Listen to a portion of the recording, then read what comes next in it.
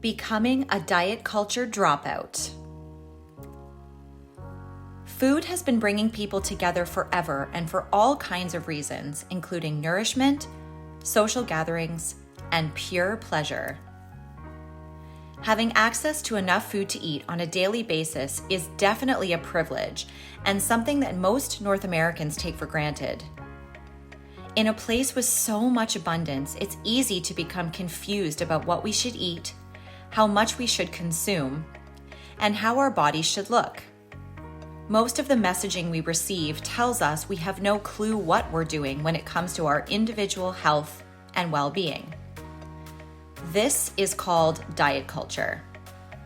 Diet culture is draining us mentally, physically, and emotionally while sucking all of the fun out of eating and replacing it with guilt and shame. Have you ever noticed how many diets categorize certain foods as good or bad and use labels like toxic and dirty to describe highly processed foods? While most of us understand that we shouldn't base our whole diet on these items, they're not actually dirty. We're not talking about laundry here. And what does this say about the people who make the wrong food choices? Unfortunately, we often believe we're somehow lesser because of what diet culture has taught us. The woman who eats cheesecake, naughty, lazy, unhealthy, unmotivated. The woman who eats organic broccoli, angelic, clean, healthy, disciplined, admirable. Newsflash, what you eat does not determine your worth as a human. It doesn't make you a good or a bad person. There is absolutely zero connection between your diet and who you are. This is called moralizing language, and it encourages us to make decisions for our health that are far more harmful than helpful. The truth about diet culture. Diet culture is an entire belief system and set of norms that have been standardized by our society, making us believe that being fat is unacceptable. These damaging ideals wreak havoc on our thoughts, feelings, and behaviors around food and persuade us to take extreme measures with our diet in order to be seen as acceptable by others. Diet culture wants you to think that there is something wrong with you that a restrictive weight loss plan can fix. And if that's not enough, it convinces us that we can't trust ourselves to make the right choices when it comes to food, eating, and our bodies. The emphasis is purely on physical appearance, with your worth as a person being determined by a specific number on the scale or a particular clothing size.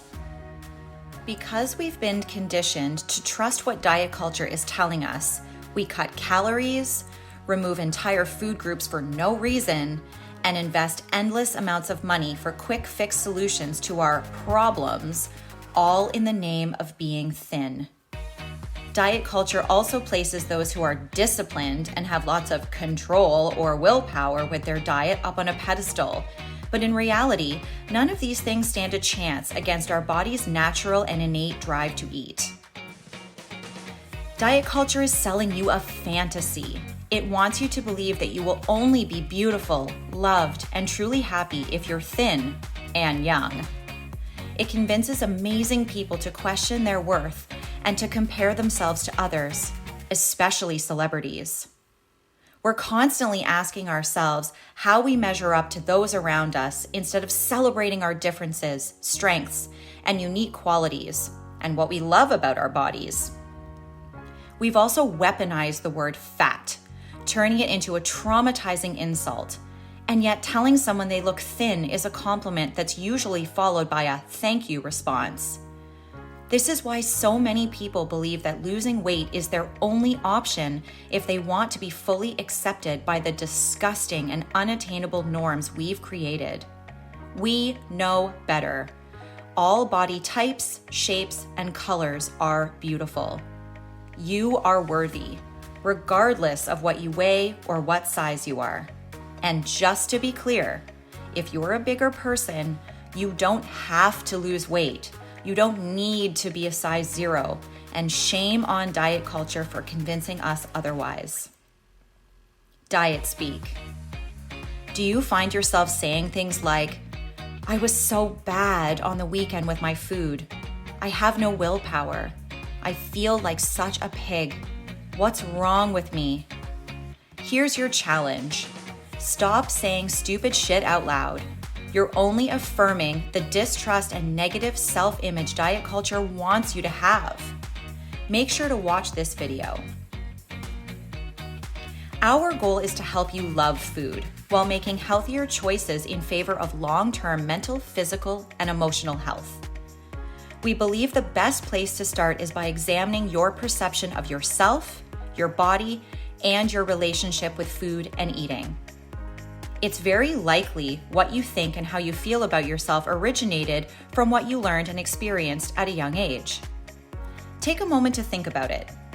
Are your perceptions negative? If so, don't worry. We're going to show you how to turn them around. Even though diet culture totally sucks, there is such a thing as healthy weight loss, but from a gradual habit change, not from harmful dieting. And for the record, you don't have to lose weight. It is not your only choice. Finding your ideal weight. Here's a shocking fact. Research shows that when people enjoy eating, the chances of them losing weight and actually keeping it off are much higher. Who knew? Seems pretty straightforward, doesn't it? If you hate something, your willingness to keep doing it is slim, and the likelihood you'll quit is high. This is called being human. It's in our DNA. But just because something is hard or scares you a little bit doesn't mean you shouldn't go for it. Though we're not going to sugarcoat it. Sustainable, lifelong weight loss can be difficult for a variety of reasons, especially if you're trapped in an endless cycle of yo-yo dieting.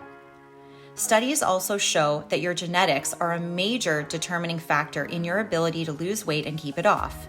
There's nothing you can do to change this. It is what it is. Doing a deep dive into your feelings around weight is important work that we've built into this program for a reason. There's a solid chance that it's actually your relationship with food, eating, and your body that needs to shift and not your weight or clothing size.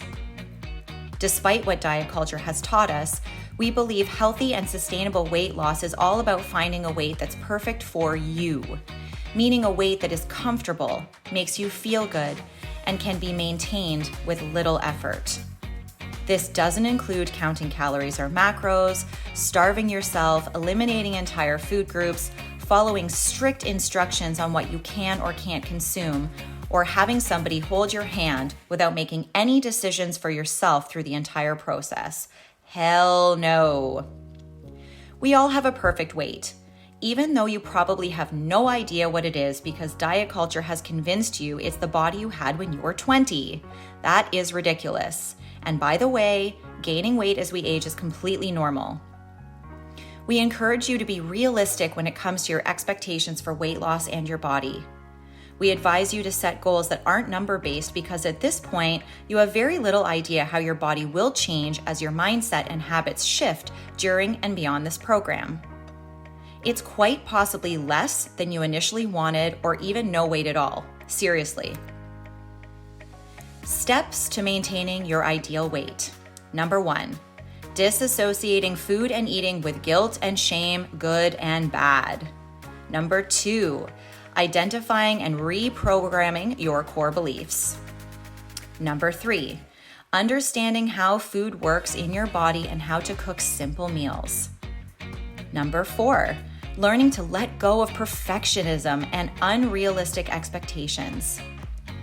Number 5, feeling the freedom to enjoy all of the foods you love regularly. Number 6, finding a way of eating that feels good and natural to you. Number 7, moving your body consistently and in ways you enjoy. Number 8, connecting with your body's natural hunger and fullness cues. Number 9, talking to yourself with kindness and letting go of judgment. And finally, number 10, learning to enjoy the process and prioritizing yourself. If you're ready, this could be the beginning of a healthier you, mind, body, and spirit. Your knowledge and awareness of diet culture will continue to grow, and even though it will always be in your face testing you, it doesn't have to control you or your life. Are you ready to experience food freedom? Are you ready to find your ideal weight? Are you ready to let go of dieting for life? If your answer is no or maybe to some of these questions, that's okay. You've probably been under the influence of diet culture and its messaging for a very, very, very long time. So be patient and kind to yourself throughout this journey. All we ask is that you be open to a new way of thinking and take it at your own pace.